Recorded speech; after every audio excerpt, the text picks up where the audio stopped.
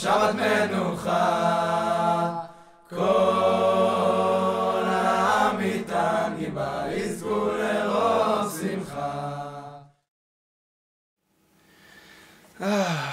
Happy Hanukkah, everybody. You know, it's such a relief to be back in Hanukkah. After this long month, we can't even remember the last time we had holidays.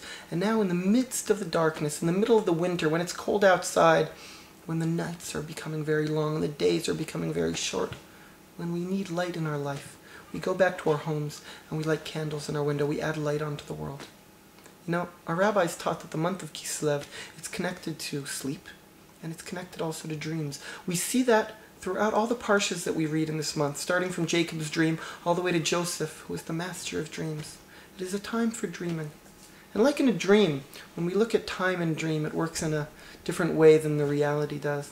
I want to say a certain idea about holidays, and we'll learn about it through Hanukkah, even though it's true about all of our holidays. Our holidays are historic. We are a historic people. We are connected to history. We learn from history. And we tend to think that every holiday is connected to a specific point in time. Pesach is when we left Egypt. Hanukkah is that time that our ancestors, the Maccabees, overcame the Greeks and lit the menorah in the temple many, many years ago. But the truth is that also the story of Hanukkah is a little bit deeper, even than the historic perspective we hold on to so tightly. You know, if we look at the year, we think that, you know, Rosh Hashanah, Yom Kippur, Yamim Noraim, the days of awe, is really like the height of the year. And at the end of Yom Kippur, we finish Yom Kippur and say, wow, what an intense high that was. The high holidays, right? But then they say, you know what, it's not really over. You have Hoshana Rabbah, where you stand and you can, again, whatever you didn't manage to kind of slip in on Yom Kippur, you have Hoshana Rabbah for that.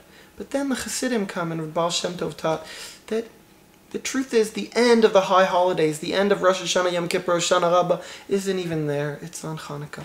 Maybe it's connected to the fact that the Pach, this little Pach with the Chotam of the Kohen Gadol, so it's connected to the Gemar Chatima Tova, that it's not really over until Hanukkah. So in a way, the end of judgment, the real end of this high holidays is Hanukkah. But the truth is that Hanukkah also is connected to the mamash very, very beginning. What do I mean by that? The Gemara in Avodah Zarah teaches us a very interesting story. Adam, in the first year of his life, before he's seen how the seasons change, as the winter began, he became very frightened. He saw that the nights are getting very long and the days are getting very short, and he stood up and he said, Master of the universe, the world is coming to an end because I sinned.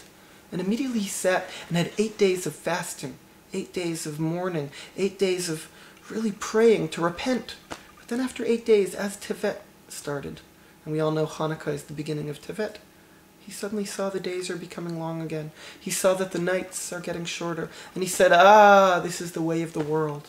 And then he turned those 8 days that the first time around he was crying, he turned it into 8 days of celebration. Because it is the time that we celebrate the turning point, when suddenly the days become long again, that light comes back into our life. And we commemorate this, or we celebrate this, by lighting a candle in the darkest time of the year.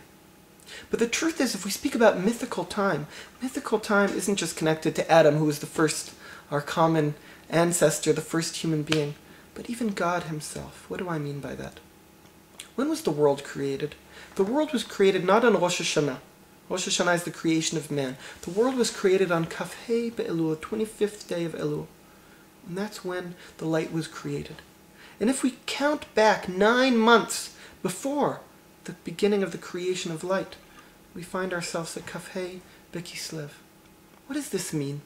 It means that Hanukkah isn't just the end of the high holidays, but it is that point in which we are planting the seed that one day will grow and blossom into the light of our next year, of the life we live. You know, on Hanukkah, we are adding that light. Hanukkah is the conception. Hanukkah is the conception of light. And as we are lighting in this darkness, this candle, we are remembering this is a mythic time when God himself was the one who dreamt the world, who planted the seed that will one day be connected to the beautiful light of this world, the spiritual light that is what makes our life in this beautiful world around us. So Hanukkah throws us all the way to the past and all the way to the future, and in that magical point, that's where it meets. I bless us all. We should have a beautiful Hanukkah, and we should sow, we should reap all of the joy of the light that we plant. Chag Sameach. מחבלי משיח יוצאנו לרווחה, פדות